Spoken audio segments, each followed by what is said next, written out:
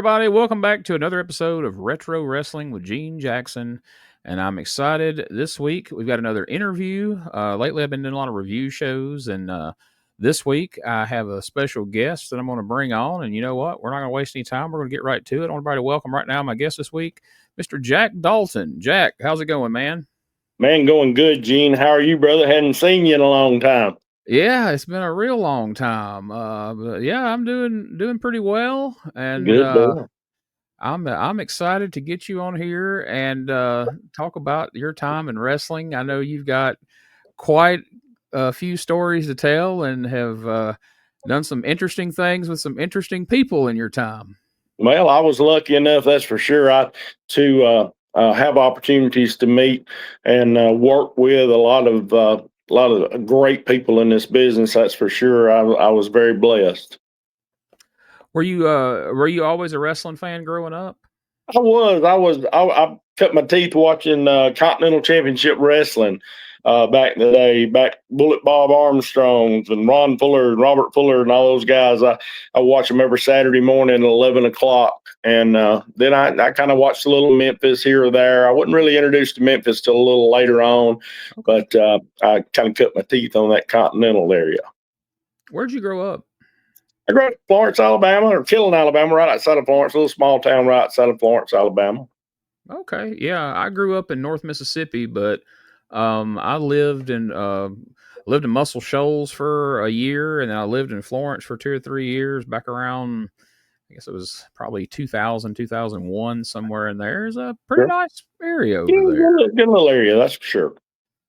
So, does anything stand out, like a particular wrestler or a particular match or angle, where you kind of went from like, hey, I'm a fan of this, to like, oh, I want to do this. This is something I want to do one day.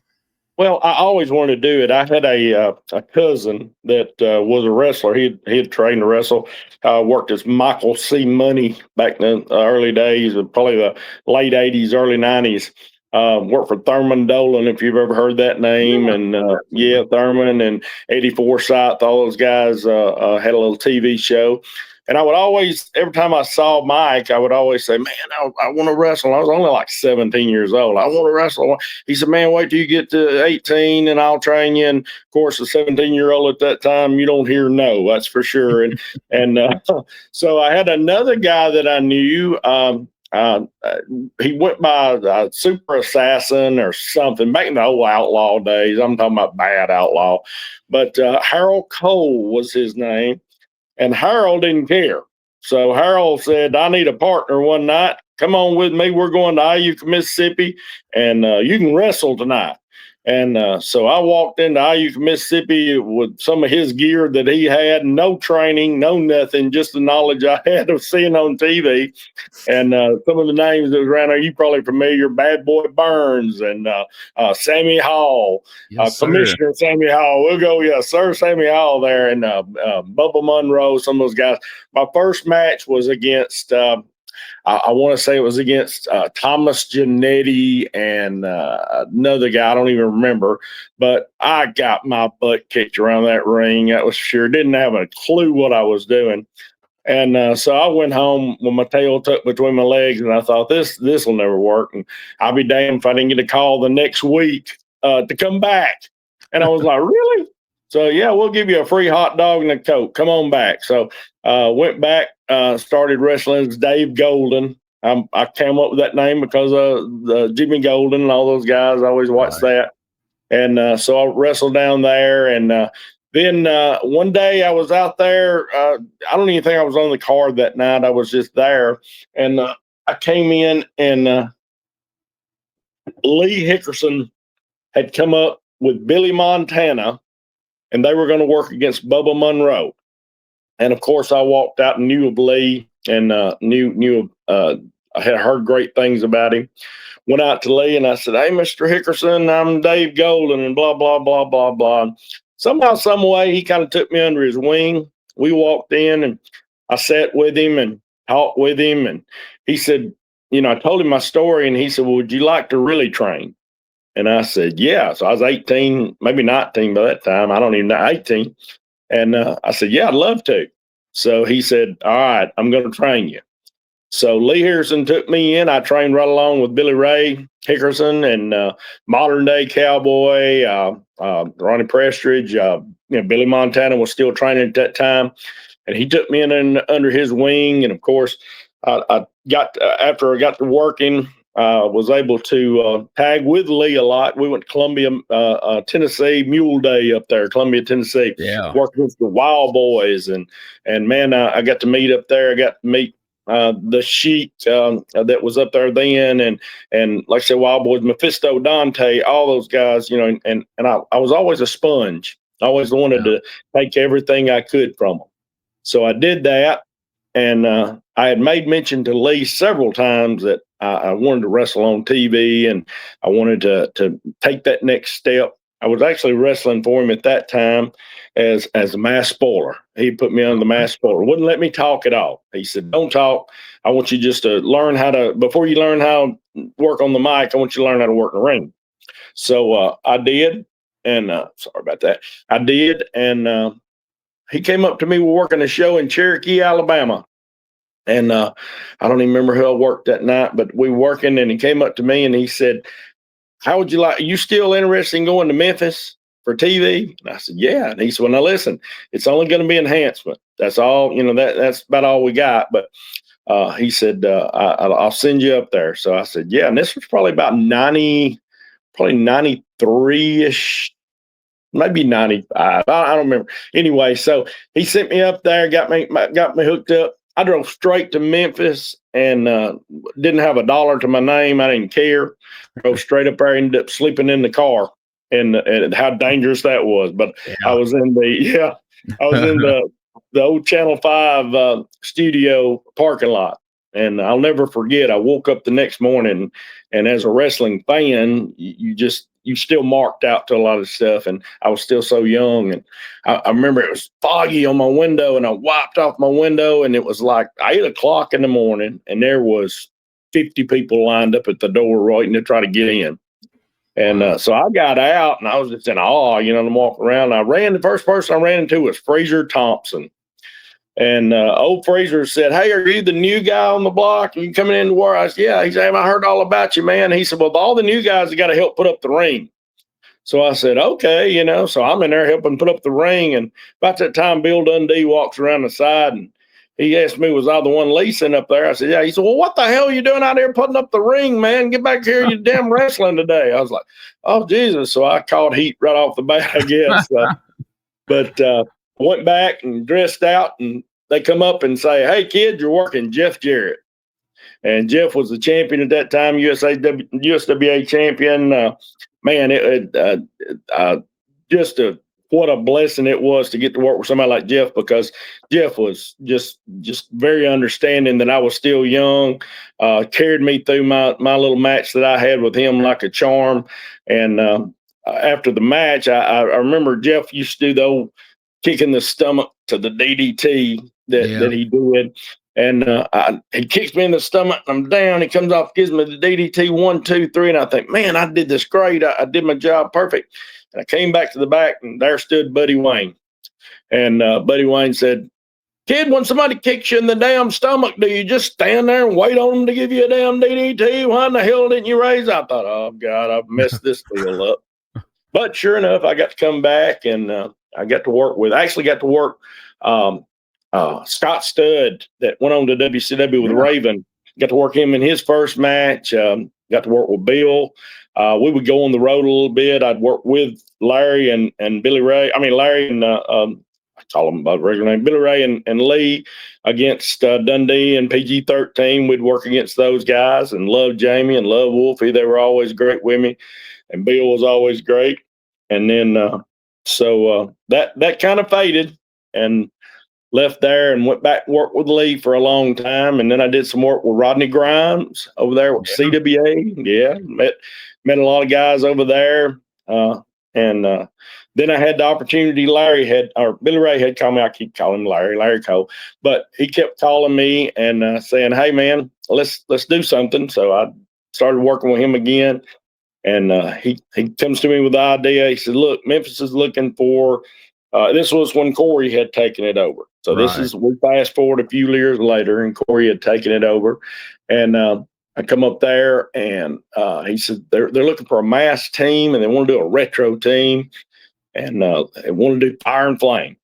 And I said, well, hey, man, that's great. Well, but do we need to get permission before we do this? And of course, he said, yeah, we're going to call Jody Hamilton, make sure Jody's okay with this, get his blessing first. And Jody gave us his blessing. And Jimmy Hart was kind of the one behind all this, because that's kind of the teams that he managed back in the day. And Jimmy was there. Lawler was working. And of course, Kevin White, what a great talent he was. You know, when I worked with him, what he was. Dustin Starr, which I think is doing Memphis wrestling now. Yeah. We worked with Dustin a lot, and of course Reggie B was there, and Brickhouse Brown, God bless his soul, man, he was there, and he was always very nice to me, and always helpful. And but we started working there. We came in our first day. It was a great story to that, I guess, because we came in our first day. And they said, hey, guys, y'all are going to go out. And so, but we didn't know that, I think Ricky Murdoch and Big Bill, I think was his name. They were doing the cowboy gimmick. And they were actually getting fired as we were coming in, but they hadn't told them that they were getting fired. So we're like, well, we're going to get heat here because these guys think they're going to be working. We're going to be working. So somehow that came about, and we went out. Of course, they couldn't stand us for a while. We had a little heat with them, but of course, we all kind of mulled it over later on. Told them, hey, man, we didn't know a thing about it. We were just there being told to do it, and we got to work a program with Kevin and Dustin, and our manager, the great Nate the Rat. Yes, sir. God bless his soul, but Nate was a character. Let me tell you, driving taxi during the day and be at wrestling in the evening, you know. So Nate was great, and we were able to work with Dustin and them. I'll never forget working with Dustin and them. And Corey Macklin comes back there, and Lawler's not there that day. Corey Macklin comes back, and he said, hey, do we want you to go out there today and get some big heat? You know, it's ridiculous we can't get this heat, but we want you to throw the fireball. So I said, oh, wait a minute, throwing the fireball. I don't know. I've heard a lot of bad things about throwing the fireball in Memphis. But we went along with it. And I'll never forget, we told Dustin, we said, man, whatever you do, don't wear that hair gel today. Do not wear that hair gel today. Of course, we get introduced, we're in the ring, and then Dustin comes out. No, I think they were first, but we come out, and I see Dustin standing in the ring, and his hair has that curve that he always put in it. And I thought, oh my gosh, this is not going to turn out good. So we get in there and we start working, have a great match, a little short match, and we go the fireball spot, and Larry's Billy Ray's trying to get the fireball lit, and I'm over here making circles because he can't get the lighter to light. And look, and finally he gets the lighter light, and he lights Dustin up, and all I could smell was burnt hair. And I'm like, oh no, we've really burned him, because I was so afraid that we really caught him on fire, maybe burn all of his hair off, but it didn't. It just caught the side of it. But the part of that story I'll never forget is walking through the curtain, and the first thing I hear on the speakerphone is Corey Macklin, Jerry Lawler on line 1. Corey Macklin, Jerry Lawler, line 1. I looked at Billy Ray and I said, we're getting fired. Let me just tell you. So, but we didn't. But yeah, good times. Yeah, that's a wonder Dustin's head didn't go up like Michael Jackson in that music video in the 80s. Right. Oh, I love Dustin. He was great, man. All right, well, let's circle back. You've named some interesting names that I know well. Sammy Hall is who trained me when I got in business in like 97, along with like Chris Kilgore and Josh Hawley and Tony Dabbs and that whole crew. And so they got in shortly before me. But you know, we had Sammy and Bad Boy Burns and Eddie Rivers, and you remember Bobby Ewing? I do. Ewing, yes. Rodney Grimes worked up there in Corinth. You know, sure. So Billy, I did a short program with Billy Montana up there, and several of Rodney's towns, Selmer and Corinth, and little Tennessee towns up there. So Yeah, we dealt with a lot of the same people at different Yeah. times. Yeah, listen, Um, they legends in their own mind, a lot of them. But anyway, they no, I love them. I love them all, man. And I'll tell you something, man.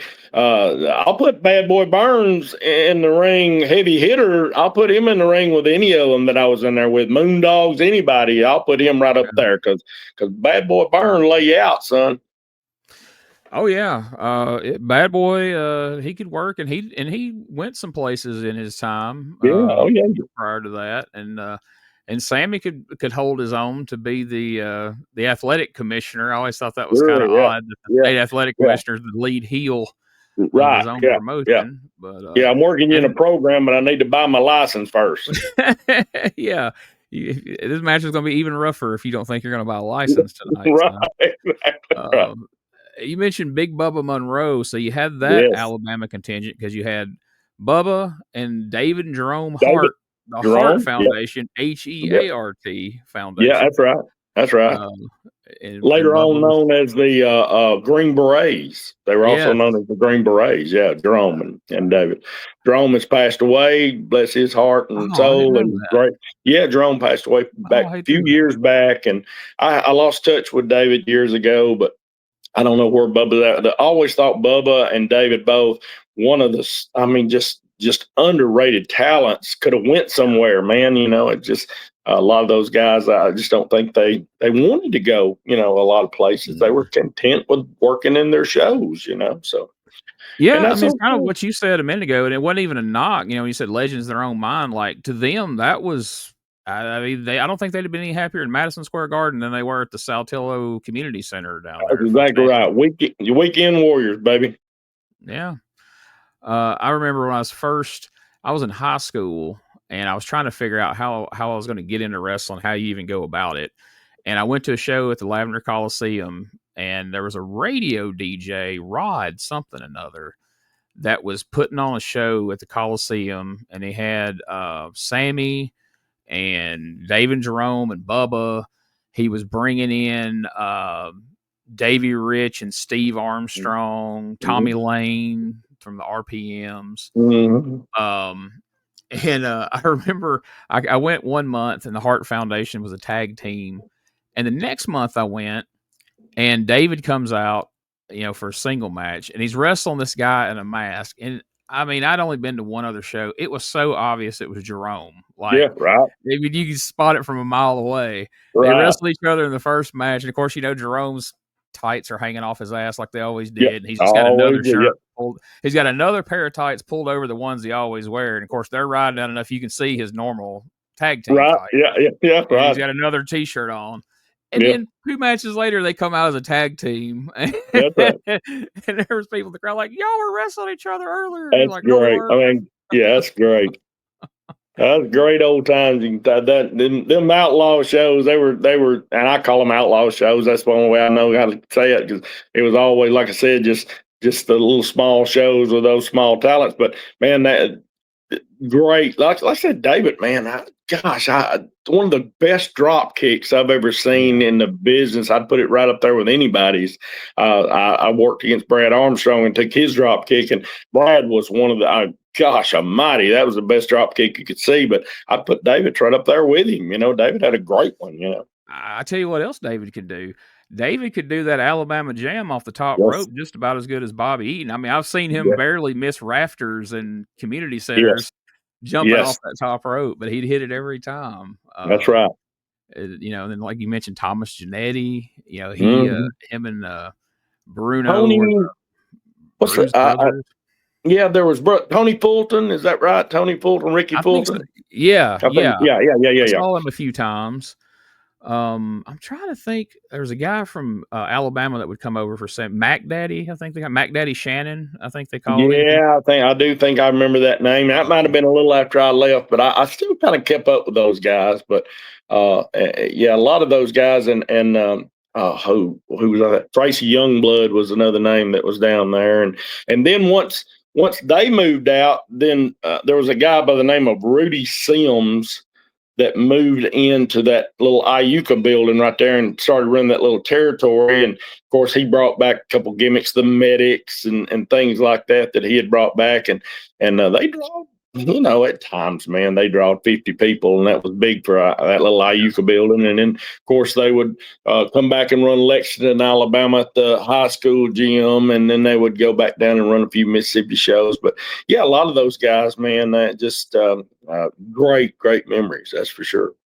I've wanted to go back and do some research and kind of talk about like the history of like wrestling in Alabama. There's a couple of different guys that's kind of covered Mississippi pretty well. Mm-hmm. And I feel like there's a lot of history of wrestling in Alabama that needs to be covered. I'm trying to find somebody who can get me in touch with, I don't think Alvin Wallace is still alive. Is he? No, he is not. He's not. Mr. Wallace passed away. Yeah. That's an amazing story in that building up there that the guys that came through there and worked, because the story that I always heard, and I'm not for sure about this, but the story I always heard was, Mr. Alvin's granddaughter wanted, the wrestling building built, and then he built that building, and somebody mentioned to him that, man, you can go up and get you NWA sanctioned with this deal. And he went up and talked to the NWA, and the NWA gave him a little sanction and started sending some of their guys down. And the names that would, and God Almighty, that wrestling would ring the first match at 8:00 and sometimes not be over till 1-2 o'clock in the morning. Yes. And then you started seeing some of the bigger names that came through there that worked, and it was always packed wall to wall. No matter if it had air conditioning or heating, either one, it's packed wall to wall. And I was blessed enough to be able to go to work for Mr. Alvin for a little while in my early days. Worked as with Chris Brandon, worked up there as the Firebirds. We had a little gimmick going, and got to go up there and work for a little while. But yeah, the history on that is it's something else, man. That was a great little town to work. I'd love to find some of his relatives and some people who, was there through a lot of it to kind of tell that story. Cause like you said, the names that come through there, the amount of years that he ran successfully. And I remember like Sammy rounded up a few of us on like a Saturday night in Fulton, and it was already probably, I don't know, 6, 7 o'clock. And, and Athens is a pretty good haul from Fulton, Mississippi. He's like, hey, we're going to go over and work Athens. And I said, my God, Sammy, it'd be 11 o'clock before we get there. He said, they're just getting cranked up. Yeah. That's just about. Yeah. That's and sure enough, we rolled up over there. We got there like 10:45, and he's like, all right, there's 2 more matches and then y'all. Yeah, right. Yeah, we're just it's 11 o'clock. Yeah, we're just at intermission now. So yeah, that's fine. It was wild, but like you said, it was wall to wall people, and they were lively all through. I mean, from beginning to end. I mean, it was easy to work that crowd, because that crowd was you could do anything, and that crowd would just pop for you. And so you didn't have to have a whole lot of talent to go in there. It was just go in there, punch, kick, and they loved it. It was fine. So. But and they saw such a mix, because like you say, there was names that would come through and guys that were really, really good, and then there were guys that had no business even stepping in the ring. They didn't even let them inside the building, and they were in the ring. And those matches would be mixed. The opening match would be like a really great match, right? And then you'd have like 2 backyard guys that just BS their way in, I guess. Yeah. But it wouldn't kill the crowd. They'd be right back up. No. Tracy Smothers come through there a lot. That's where the first time I met Tracy was at. I was blessed after that to really become good friends with Tracy, and through Billy Ray, and we traveled a lot together. I got a lot of great road stories with Tracy, of course, but give you one while it's on my mind right here, and we'll get back to the thing. But we were headed to Nashville, and it was me and Billy Ray and Tracy, and Tracy's in the back, and Tracy's all, Billy Ray, man, I need you to pull over up here to this next stop, a breath stop up here. I need to pee. So Billy Ray pulls in, he goes in there and he pees, and comes back out, and we're headed back down the road, and Tracy all of a sudden goes, oh man, wait a minute, where's my phone? I left my phone in there.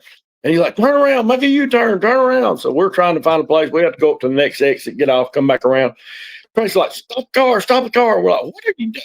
He jumps out flies across traffic, looks like Frogger going across Interstate 40 over here, and he's running across the middle thing there, and all of a sudden all you see is his head. He drops down, he comes back out the other side, he's cussing, he's mad. Frogger's across the other side, he goes in, we go down, make the next exit, come back up, and he comes out and jumps in the car and go, go, go, go, go. I don't know if this was true or not, but it was funny as hell because Tracy said, man, I said, what happened, Tracy? What happened? He said, man, I went in there. He said, I knocked on, there was somebody in there in the stall. He said, I knocked on the door. And he said, well, what do you need? He said, I need my phone. He said, ain't no phone in here. He said, sir, I know I left my phone in there. There ain't no phone in here. Tracy said, I picked up my phone. I dialed my number. I heard it ring. I said, you son of a, he said, I kicked the door in, bust him in the head, grabbed my phone, ran back out, jumped in the car. I said, oh, good God, now this man's going to be road raging down through here trying to find us. But, oh, Tracy was so fun. And you never knew with Tracy. I've seen him do worse than that. So, yeah.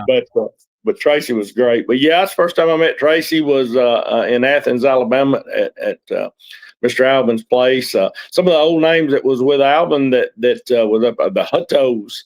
Arvel Hutto and those guys, and can't remember, they had the Outlaws, and I can't remember those two brothers named David and something else. They were two tough guys that was up there, and oh gosh, there was another guy that was up there, always kind of was a great worker, and I cannot remember his name, but yeah, such great talent that came through there, man. Yeah, absolutely. Yeah, Tracy Smothers is just the best. I mean, I love Tracy Smothers, man. Somebody can make a whole book out of just Tracy stories, and most of them would be true, even the ones you couldn't hardly believe. They were probably true. The wilder they sound, probably true. Absolutely. I remember going in those early matches I was talking about earlier that I would go to Columbus and seeing Lee and Billy Ray Hickerson on those shows, seeing them on USWA. Yes. I only knew what I saw of them. Like, I was always really kind of curious about their history, kind of how did they ever kind of tell you how they broke in and kind of their backstory? Well, Lee has it's like a lot of those older guys, man. They had such great careers before I met them. And when I met Lee was in, he was in his older years and still could work, man. Still at Lee probably weighed at that time, gosh, 350, 360, stood 6'5", and could blow you up in the ring. And I'm talking about just beyond imagination if he wanted to. He could go. And but yeah, I would sit and talk to Lee because, like I said, I'd try to be a sponge. And Lee had the opportunity in Dallas, Texas, working out there for a promotion. I used to see the videotape he had. I'd love to see it again. But he had a chance to work Ric Flair. Oh, wow. In Flair's earlier days, Flair still had a lot of the weight that, when Flair was a little heavier, but I watched the tape, saw the work that he done. Lee, I think they came to Alabama from the Texas area. I think they lived over there in Texas. And Lee worked some of the names he used to give me, worked with Pepe Lopez. And like I said, he worked with Flair, and he worked down there with the Bulldog Bob Browner, I think it was, that he worked with, and some of those guys, and he'd pop the tapes in, let me see them, and of course I would watch it and try to learn from it, and try to take some things that I could from it, and I think he liked that about me because I was a sponge for him. I wanted to pick his brain, I wanted to know everything he knew. And Billy Ray, when I met Billy Ray, he had been training with Lee. Lee had his ring in an old gym up on Tuscumbia Mountain out there, if you know where I'm talking about, that area out there, close to, it used to be the old TV 26 they had out there. Les White and them used to own that building, run TV 26 out of it. And that's where the ring was set up. And Billy Ray had been training probably 6 months before I started training. And at first, Billy Ray I don't think he really liked, I don't want to use the word like me very much, but I don't think he cared for the situation because I was sponging on Lee and I was picking his brain. And of course, Billy Ray, understanding that he's going to be the next up, in that Hickerson line, And then, Lee had gave me, when we went to USWA, he gave me he said, you start working as Jesse Lee Hickerson. So I started working as Jesse Lee Hickerson, and I don't think Larry or Billy Ray understood that and at first. But as we went on, we grew kind of, I guess we went from one side of not caring for the other to the other side of, hey, Billy Ray get there and throw some of the biggest, man, Billy Ray can go now. Let me just tell you, he can go, and he worked stiff, and they always work stiff. Both those guys always work stiff, but they were, if you didn't want to go that length with them, then they wouldn't go that length with you. But if you wanted to go, I'll never forget working in that little TV 26 building. Lee was doing some local TV at that time, and I'll never forget Billy Ray Hickerson. I was doing that spoiler gimmick, and him hit me over the head so hard. He picked up a door, a literal door that went to a bathroom that was off the hinges laying back there, took it and put it completely over my head. And I busted through the door. Oh my God. And I mean, that hard. And man, I thought he's killing me, of course, and because I didn't understand it at that time. But we went back and watched the tape. And I thought, man, that looked great, because I actually ended up making the pin with the door over my head.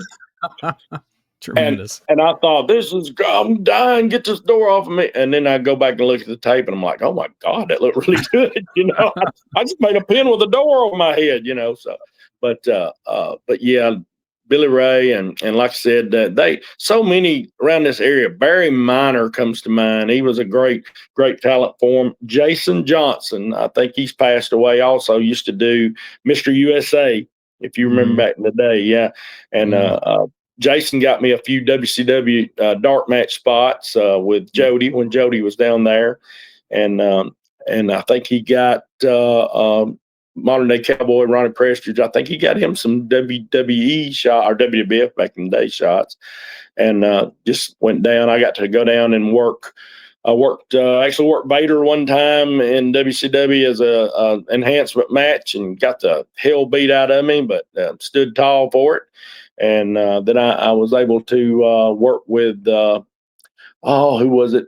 Zink, Tom Zink. Tom Zink, I worked with him down there once, and just some good learning experience. And being in front of that camera, starting to learn where hard cameras were, what all that meant. And like I said, just good experience. And then, but like I said, Jason was a good talent for him. And then, like you said, Billy Montana. Oh my God! If anybody could ever seen how over Billy Montana was in Columbia, Tennessee. Yeah. Listen, I haven't seen it. Was Wendell Cooley status with the girls lined up, but of course Billy's married and he's going to do the right thing. But they love that boy like you ain't never seen. He sold pictures. I was so jealous of him because he sold all those pictures and everything else. But yeah, there was a lot of people, a lot of good workers came out of that. Came out of Billy Ray and Lee's deal that they had going on there that went on to do some good things. We'll return after these messages.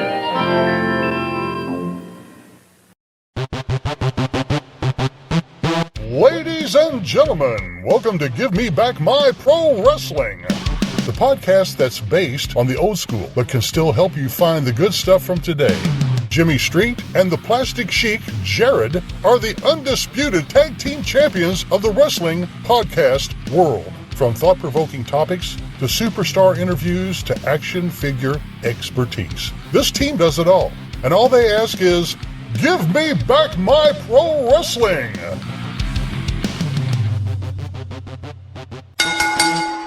Every other Thursday, wherever you listen to podcasts. Hey guys, Ray Russell here, curator of the WrestleCopia Podcast Network, inviting you guys to listen to many of the programs here as part of the WrestleCopia brand, including, but not limited to, the Wrestling Memory Grenade, currently covering the 1988 and the WWF project. You can also listen to the Regional Wrestling Podcast, where we talk the territories. You can also listen to the Wrestling Stoop with the legend himself, Bob Roop. But that's not all. You can also check out the Puro Wrestling Academy with the professor of Puroresu, Mr. Dan Ginnity. Dan and I go back in time and cover the history of Japanese professional wrestling in the English language.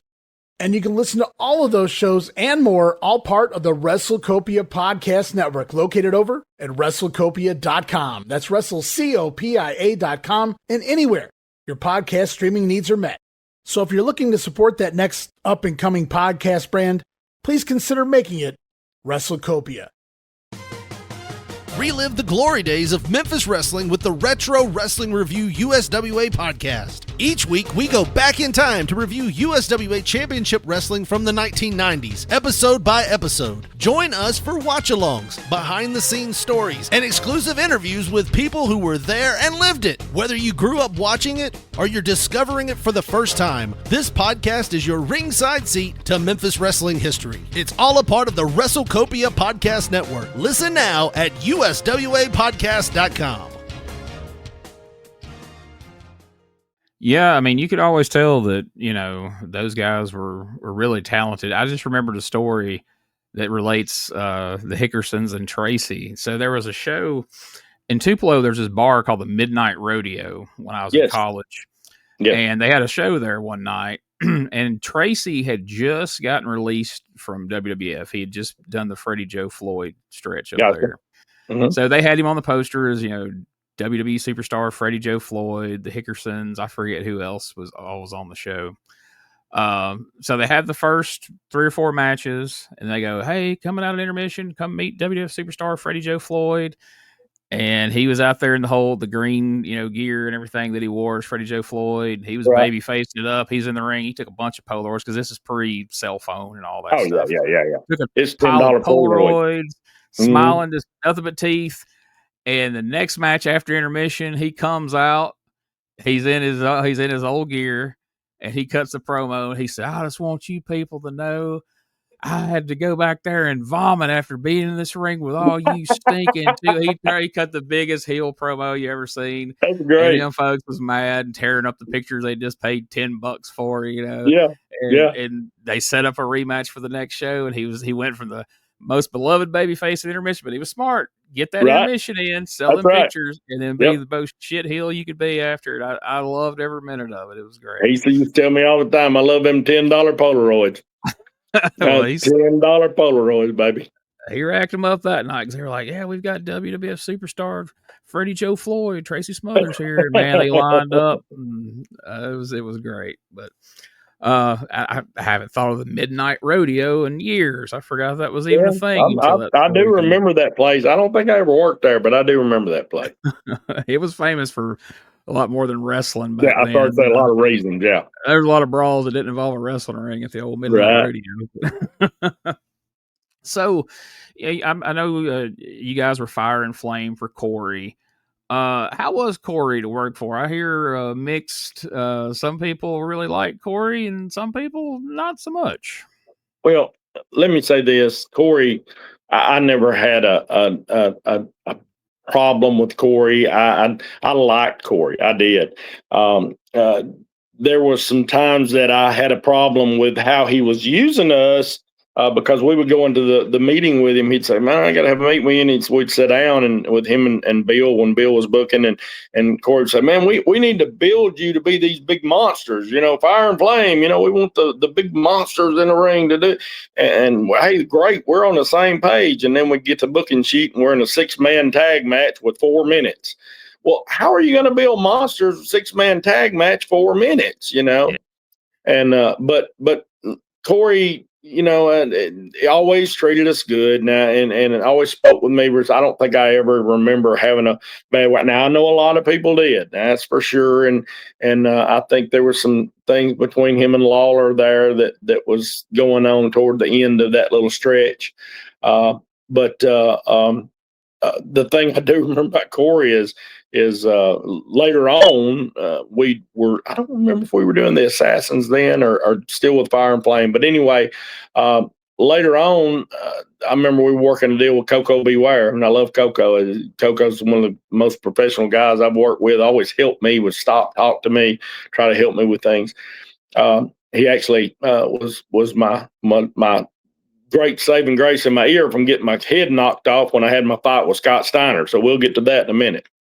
But anyway, Corey comes out. Koko Koko comes out and says, "Hey, I got this great tag team partner that's coming in with me." And I was asking, who are we going to work with? Oh man, Corey said, "It's going to be good. It's going to be good." Turns out it was Corey. Oh, So we ended up, Tunica, Mississippi. We ended up working in a cage with Corey Macklin and Koko B. Ware, and Corey was not the greatest worker, that's for sure. But we just, I guess, street fighted out. But back to what you were saying, I never had a problem with Corey. Corey always treated us fairly. And I really hated to hear about, when he passed away and the way that all happened. And man, that was tough. But like I said, he always treated us fair. I think he just put us in, could have put us in some better positions. We'll just say that. And I think our fire and flame gimmick could have done a lot better because Jimmy Hart was behind it 100%. I love you guys, man. Because Jimmy, I'll never have a bad word about him. He's a sweetheart of a man, and just great. And but he was like, "I love these guys, man. These gimmicks they're putting in, these are old gimmicks, from his deal back in the early '80s, but we just never got the push that I thought we could at least do. Now we had a good program, like I said, with Kevin and Dustin, and we had a couple programs with a posse, Simon and little Chris. We worked with them a little bit, and like I said, with Koko and them later on, and we'll get to where they ended up putting us with Sal Corrente. There's a name that probably, I don't know if you've ever remember of. But I had some dealings with Sal Corrente years ago. Well, we had some real dealings with him later on after that deal. I promise you, I've got a great story for you on Sal. So awesome. Yes, we will get to that in just a moment. But you brought up something there.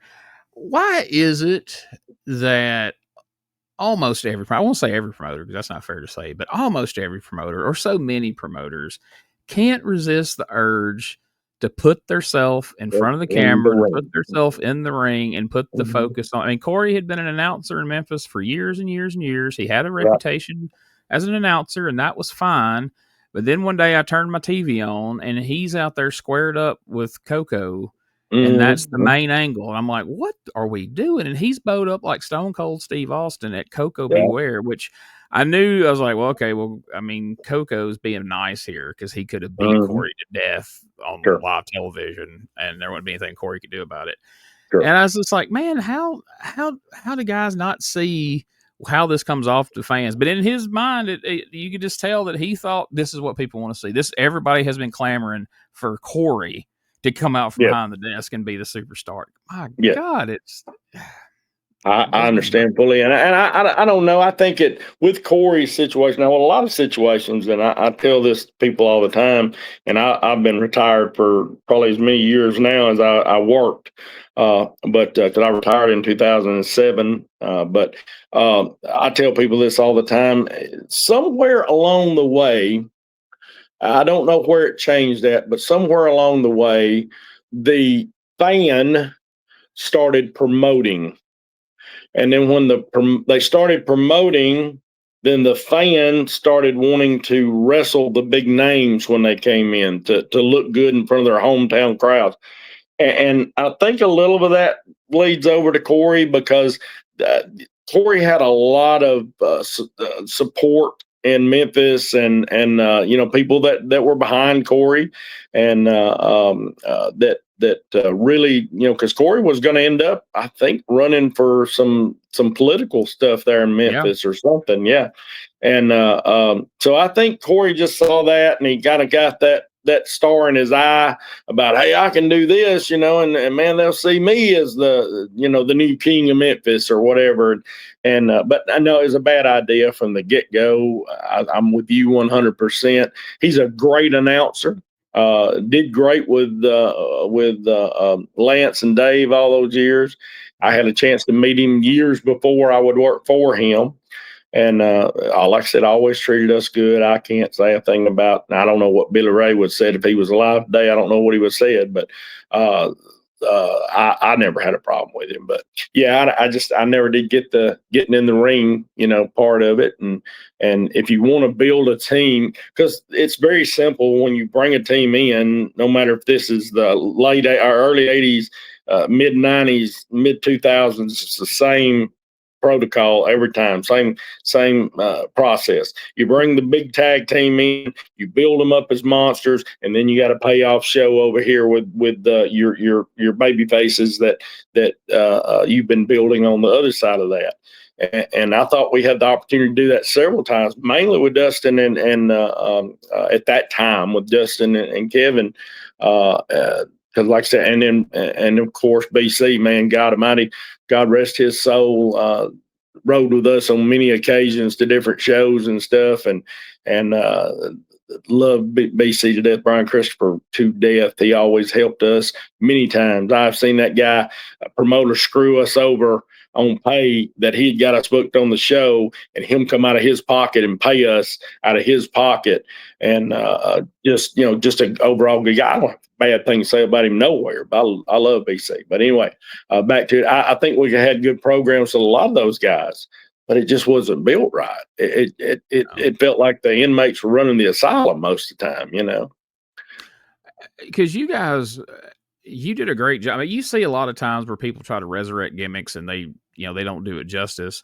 But you guys, you had the look, you had the ability in the ring. It was like Don Bass and Roger Smith were back from the 80s, without missing the beats. Like, hey, these guys are, I mean, it's just like having Fire and Flame back again, Right.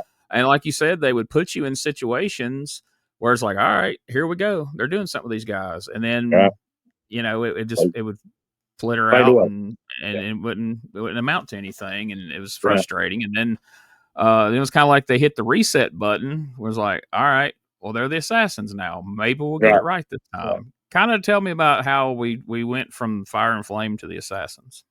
Well, we were Fire and Flame, and we would kind of run our course and really no course because they never would build us. And back to your point, I mean, when we first started doing that gimmick, we made that promise that, hey, we're going to do it justice. We're not going to go out here and make it look stupid. We're going to go out here and do it justice, because if Jody Hamilton can give his blessing to us, and Don Bass, bless his heart and soul, he gave his blessing to us, and we went out there and started doing it and said, hey, we're going to do it professional as we can. We're going to make it look as best we can. And we felt like we were doing our part. And again, we were just not getting the push, and it was getting stale. And we had gotten to the end of that deal, and they were getting ready, I could tell, to let's go. And we showed up one day to TV, and we're not even booked on the card. So that was kind of the end of the road for us, our first run in Memphis. And we went back, and we had left. I think I went over and that's when I worked with Rodney Grimes over at CWA, and got to work with, I got to work with Bobby Fulton from the Fantastic, Jimmy Hines, Bobby Fulton from the Fantastics. I got to work with, that's the first time I met Buff Bagwell over there, and got to work with Tracy again, and all those guys. Got to work around Dusty Rhodes, because Dusty was over there some, in Selmer, Tennessee. Dusty Rhodes is in Selmer, Tennessee. Yeah, great. And so, and we finally got hooked up with Jimmy Blaylock, Hollywood. And us in Hollywood, we did some stuff down mid-Alabama, down around Tuscaloosa area and stuff down there, and worked with I can't remember all the my mind is about blank, but Brody, Hawk, and those big guys that we worked with, they were good. Pure Destruction, I think, is what they were going by. Yes. Thank you, Pure Destruction. Yeah, those guys were great in the ring. They did good stuff, and we worked with them, and got to work with Mr. Hughes and different people down in that area. And so we got the call that from Jimmy Hart. It was on a Monday, and we got the call and said, hey, the big FedEx Forum show is coming up, and Lawler has had to pull out, and they're going to put Big Show in. Well, Hogan wants to do something with Brutus Beefcake and Bubba the Love Sponge. And we said, we're looking for a tag team, but here's the only way that we can do that. You'd have to come up. We'd like for you to do the Assassins. So you'd have to get some suits. So we were obviously, yes, don't worry about that. We'll work the stuff out later, if we can be on that show. And so we drove to Atlanta on Wednesday night. There was a lady that made our suits in Atlanta. and we drove all the way down to Atlanta, picked those suits up, paid way too much more than what we should have because it was a rush delivery, and got back and got to the show. And I'll never forget, that show, I think was sold on pay-per-view, I think, a small pay-per-view market or something. But I remember getting there and you couldn't leave. We were there really early. Ricky Morton was there with us when we got there, and Kid Cash was there, a bunch of guys. And I remember the P&G group that done that, they had catering set up. So we walked over to catering, and they told us we weren't allowed in catering. And Ricky Morton, like, to have lost his mind. He was like, "Are you blah, blah, blah." And Ricky was always great. I love Ricky. And I'll tell you the midget story with Ricky one of these days, but I don't know if it's appropriate tonight. But anyway, Shorty the midget, baby. Jamie Dundee know all about that. I guarantee you, baby. Yeah, he remembers Shorty the midget. I'm sure he probably took him to Springer a couple of times. So. Oh, absolutely. But anyway, we get there and get in there, and we talked to Brutus, and Brutus is walking us through the deal, but we never talked to Bubba. And so Bubba the Love Sponge, well, shouldn't he be in here going over this? And no, everything's good. So they ring the bell, and we get out there working with those guys. And of course, Brutus is doing fine. But the first time Bubba the Love Sponge grabs me, he hits me in the head like a damn meat hanger. Bam! I mean, right between my eyes. I turned my mask sideways. I'm like, what in the hell? So I'm brother, line up, man. What's going on? And I hear Brutus laughing. And so I try to stay with Brutus as much as I can. I don't want over there, Bubba beating the hell out of me. I don't want over there with him. And so finally he starts lightening up a little bit, and we get to the back. It's a rib. They never smartened Bubba up. They told Bubba that we were coming in there to beat the hell out of him, and he better grab the first punch. So it was all a big rib, and they're all laughing. But we were cool with it, man. Bubba's like, "Man, I'm sorry. I didn't know nothing about this." So. But we let it go, went over with it, kind of laughed with it, because that's what you do, man. Because if you buck up to it, you don't get those opportunities again. You just laugh with it and go with it. And I'll never forget. I told this story not long ago on Facebook. I think you had commented on it and stuff, but I'll never forget. After the main event's over with, and Hogan's coming back to his dressing room, which is down a long hallway in the back of the Forum. And me and Larry are there, and we kind of duck back into the shadows because Hogan knows best. Reality crew is following him with cameras, and we don't want to get in that shot. I mean, that's not us. That's him, And Hogan actually stopped where we were at, saw us standing there, stopped, shook our hand, and told us, "Thank you, brother, for being here tonight." And we were like, "Wow," we were kind of wild-eyed. And then he came back around on the other side of the dressing room. And he said, he'd come over and slapped us on the back. And, "Hey, guys, y'all come on with us. We're going to have a drink and stuff. And we appreciate y'all being here." And I was lucky and blessed enough to be able to sit in a room where Hogan, Beefcake was in there. I don't remember who, Paul White was in there. I want to say maybe Valentine was in there, maybe. But we were all enough, we talked. And they treated us like one of the guys, and we had no business being there, but they still treated us like one of the guys, which gave me the ultimate respect for Hogan and stuff. But we were able to sit there and drink a couple beers with legends like that and just listen to their stories, and sponge, try to pick up as much as we could from them, And so we left there as the Assassins. And, of course, that's the first night we had Sal Corrente as our manager with the Assassins. They had put him with us. And we got the word that night, y'all are to be at Memphis, because they cut Sal's hair that night. Bruce cut the hair. And y'all are to be at Memphis for the Saturday deal. So I think that was on maybe Friday night. And we went to Memphis next year. It might have been the next week. I don't remember. But anyway, we went there. And the first thing that we had just great, we were given enhancement talent to work with the first day. And they brought out gosh, I wish I could think of the guy's name. He went on to be a good TNA talent up there, but he was doing enhancement at Memphis then, and another guy out there. But we had a real good match. They put us over strong, And so went on from that, and I don't remember who all we ended up working, but it was a short run. I do remember that with the assassin gimmick. Jimmy loved it, and we did have some matches. We did work for Kevin over in I can't think of where his town was. He's got a town over there that he runs about every year, and they do it for a benefit. I think we work with them over there. Yeah, you remember what I'm talking about? Big crowd over there. I think of the name of it, but yeah, I know what you're talking about. I know Doug went and worked this year. Yeah, I started to say that's where CWA, I think, is where I first met Doug, and I met him through Billy Ray. And Doug was always just kind to us and kind to me and very helpful. I got to meet. I back up just a second. I know you work with him all the time, but the first day I was in Memphis, I was telling you about when I worked Jeff Jarrett. His main angle that he was working right then was with Tommy Wildfire Rich.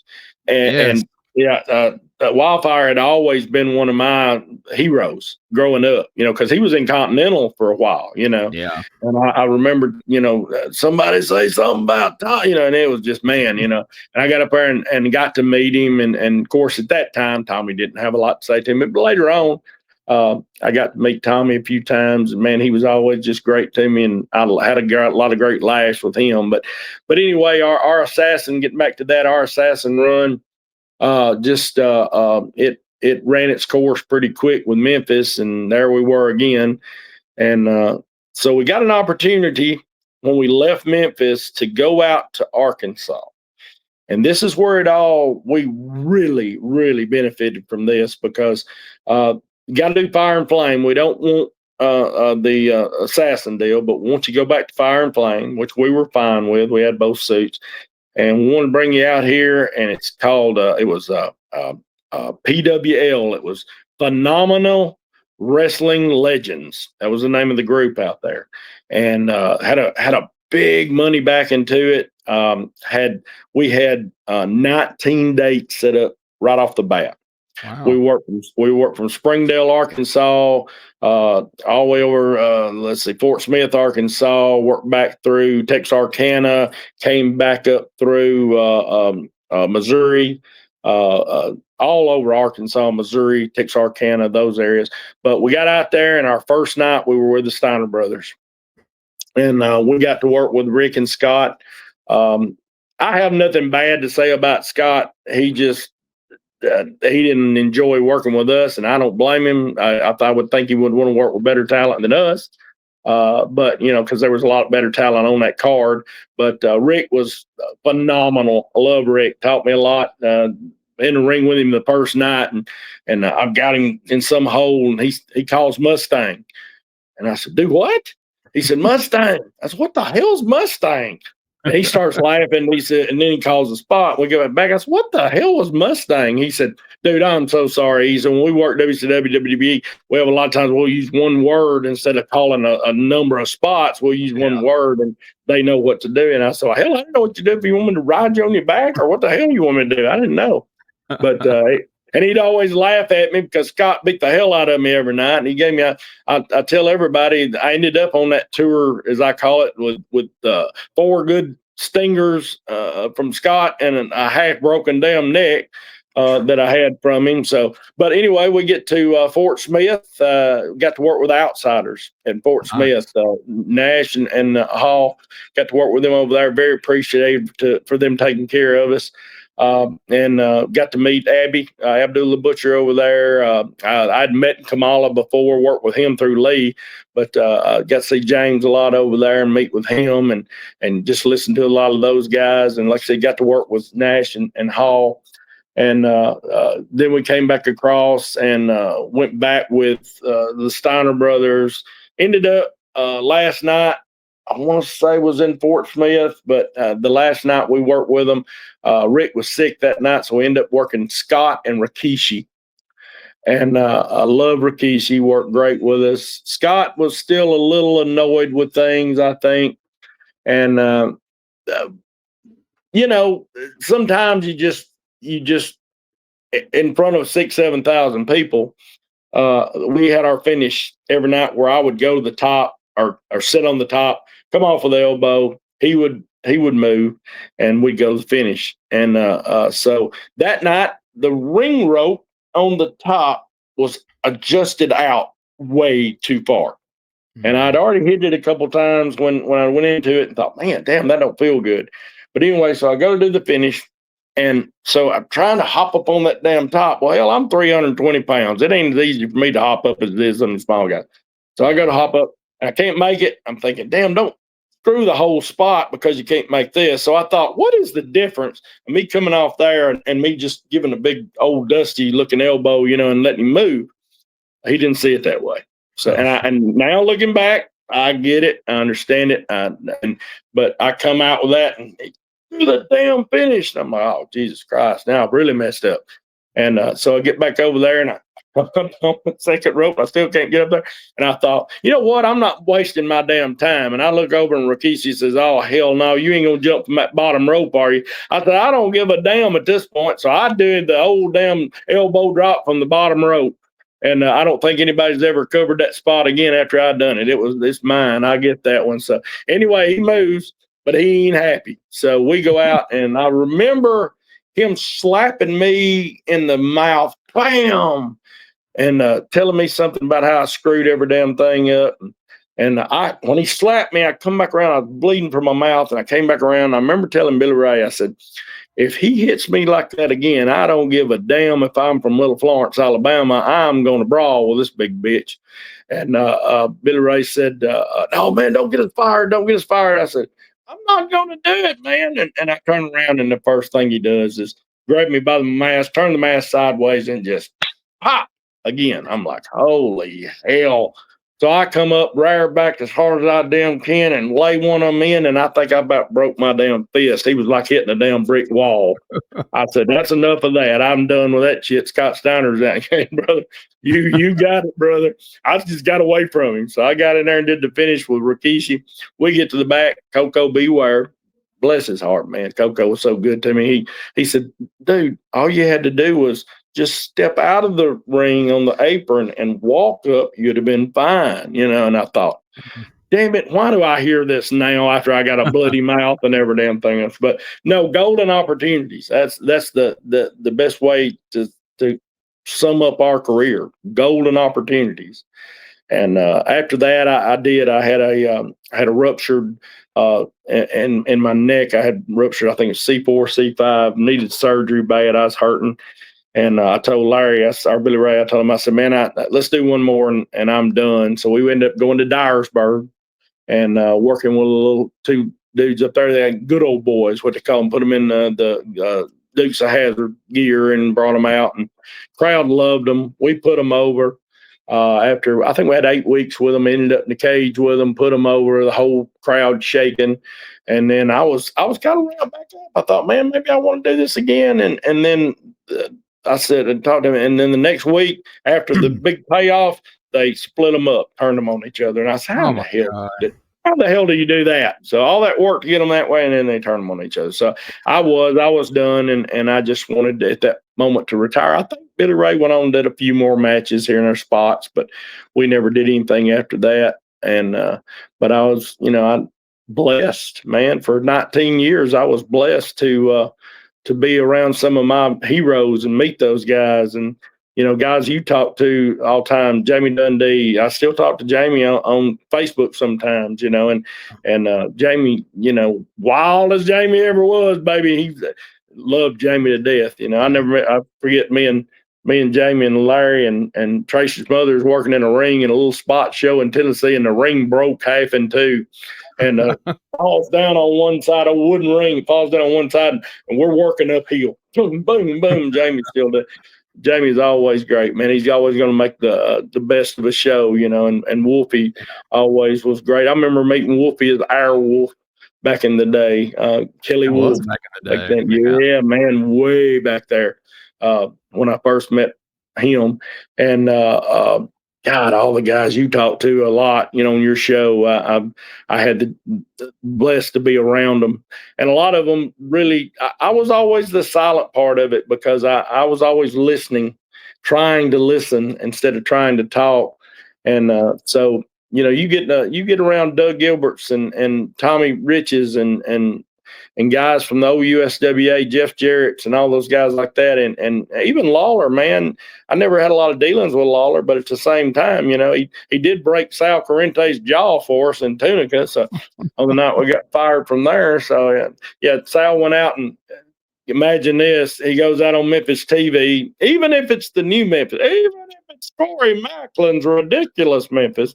He goes out on TV and says, Jerry Lawler, you're nothing. You got these spaghetti noodle arms, and he's just demeaning Lawler on the TV. And I'm thinking in my head, damn, Lawler's not going to like this one bit. So we get down to Tunica and we work a spot, and it's an escape the cage match, and we jump out of the cage and we're all running back toward the back, and I see Lawler step out and I see brass knucks on his damn hand. I knew he hit down Sal so hard he knocked him sideways about 5 foot over there, and Sal's in the back with his damn jaw broke. He's headed out the back, done jumped in his car and taken off. I'm trying to call him on the damn phone. And they walk over, I don't think you guys are going to be back next week because of Sal. Give it time to blow over and we'll bring you guys back. I'm like, hell no, you're not going to bring us back. It's just same old. But I'm blessed. Like I said, I had a 19-year, not almost 20-year wrestling career that, man, just to meet some of your all-time heroes and get to see them and work with some of those guys. Beautiful Bobby Eaton, my God. Beautiful Bobby was, from Huntsville, Alabama, by the way. Let's give him his props there. And God bless his soul. Always so nice to me and so smooth in the ring when I work with him and all the Armstrongs, get to work with those guys. We worked with those guys for, I think Dixie Carter had a promotion over in Birmingham, Alabama. Wrestle Birmingham was what it was called at one time. Yeah, worked over there in that big temple that they had. We worked in the temple. The Zamora Shrine Temple. Yes. We had an opportunity to work David Young and Elix Skipper over there one night, and back when they were hot in TNA, and just man, how so many matches that we got to work against guys that most guys don't ever have an opportunity to meet, much less work with, and we had an opportunity to meet with them. But we were blessed, man. Absolutely. Yeah, I can't. It's not. We were put in positions just sometimes at the right time. I mean, that's what this business is about more than anything. Most of the people who ended up in top spots and great situations when they tell their story, they were at the right place at the right time. Yes, sir. And a little bit of luck and, a little bit of talent and a little bit of, right place, right time. And I mean, people can say what they want about Hulk Hogan. He's the biggest star there ever was. For you guys to get that moment hanging out in that dressing room with him. And I mean, I know you said y'all didn't deserve to be there, but you were in the ring with his two friends, his radio DJ friend who probably had never wrestled in his life. And the fact that you guys didn't, hurt him, you roll with the punches, the rib got over, you guys didn't, just beat his ass like some people would have done. I'm sure that meant a lot to him and Brutus and Jimmy Hart and all of them. And they felt you deserved to be in there or you wouldn't have been in there. So that's a really cool moment, man, that you'll always have. And that's awesome.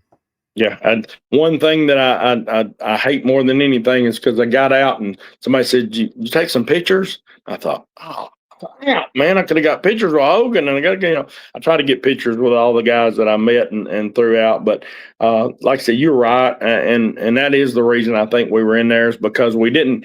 I think it was as more as anything is we didn't raise hell when we got back to the back and found out about the rib. We just kind of went with the flow. And doing stuff like that. But yeah, that was, and to meet Hall and Nash and to work with them and get back even with PG-13 and getting to work with Bobby Eaton and Tracy and Bobby Fulton from all the names, man. Bagwell, Marcus Bagwell, I think the world of Bagwell. I know he just got his leg amputated, and I sent him a message and told him, I said, man, I'm laid up. I've just had 3 back surgeries in the last 5 months. And right now I'm not able to walk yet, so you stay in there and hang in there. We'll both hang in there. We'll get back on our feet again. And 20 years of bumping around in that ring and getting beat to death is probably a lot of it. But like I said, it it takes its toll on your body, but I wouldn't trade it for nothing in this world. Those opportunities. Those opportunities and those memories come with a price, and that's unfortunately, some people pay it worse than others, but most people feel the way you do. You wouldn't, as it comes with the territory, and wouldn't trade it. So man, Absolutely. I wish you the best, and hope that you're back on your feet in no time, and It's just a matter of time, man. Matter of time. well, that's good to hear, man. And Bagwell's like you. My buddy Neil that runs EPW. They're bringing him to Philadelphia. I think it's next weekend. Yes, I saw that. He had been talking because I think Mark had that done like a few weeks to a month before it hit the internet, and everybody knew about it. Right. And so they had been advertising him all through that. So people were like, "Was he still going to be there?" And he's like, "Absolutely." And I happened to talk to Neil. We were recording something. I'm starting to do a little show with him, interviewing some of the EPW guys. And he's like, "Man," he said, "Mark's attitude's just tremendous." Wonderful. He's like, he's completely positive. He's, he's not woe is me, or he's actually happy that now, what he's been through the last years. Yeah, exactly. He's not in all that pain. He's not going to be, hey, here comes another surgery. Here comes another surgery. And said, he's probably in better spirits than he's been in a long time. And you got to respect that, man, because it'd be real easy to be like, poor me, man. Y'all, it's easy. Yes, it's easy. And hey, last I heard, he said, "Hey, I think I'm going to try to wrestle again someday." And I don't know if he will or not. I saw Kerry Von Erich do it with the prosthetic, and if anybody can do it, Bagwell can do it. That is for sure. He's got the attitude to do it. And let me give a little shout out while we're talking about Neil Taylor down there. I was blessed enough to get to go probably about 6 months ago, maybe a little longer. We went to an EPW show, first show I had been to in years, because I don't watch it a lot now, and the business has just changed so much now that it's hard to see what you were trained to do all those years, that it just doesn't matter anymore. And I know it's a new generation, and they want different things, but EPW, top-notch show, man. James Storm was down there at night, and I was talking to James about when we'd worked with those guys and stuff years before, and I said, "Man, this show's really nice." He said, "Yeah, man." He said, "They got it going on down here." And so look great. TV looks good. I've saw some of their TV stuff, and Neil's doing a great job down there. Love Neil. He really is. Me and Neil's been best friends for, oh gosh, I don't know, since the late 90s, and kind of got in the business together. And man, I can't put over enough how proud I am of what he's done. Cause I mean, I remember Boonville, and it was just, a little outlaw show on the side of the road there. And when the Fool and them ran it down there, I worked down there a couple times, and they were building at that time, and Neil has just taken it and ran. And their TV coverage just keeps growing and growing. And I'm starting to do some stuff with them, going in there doing some backstage interviews and helping produce some of the backstage segments and stuff like that. So I'm excited, and just to see how big this thing can get, because it's grown a whole lot in the last couple of years. They just hit their 200th episode of their TV show recently, so no signs of slowing up. So he's doing great things. I only hope the best for him. That's for sure. Absolutely. Well, man, Jack, I appreciate your time, brother. I've really enjoyed talking to you, and we'll do it again. I know there's still some more stories. We may have might have to have a midnight deal where you ain't got no kids listening or something, because some of them stories like, oh God. You've heard some of them. I'm sure you've heard a couple of those where Jamie's been on here. We can let loose when we need to. Jamie probably in some of them stories I got. I'm sure he is. Oh God, I love Jamie. Take care of yourself. Again, I appreciate you coming on, and we'll check back in with you soon, man. Thank you, sir. I appreciate being on with you.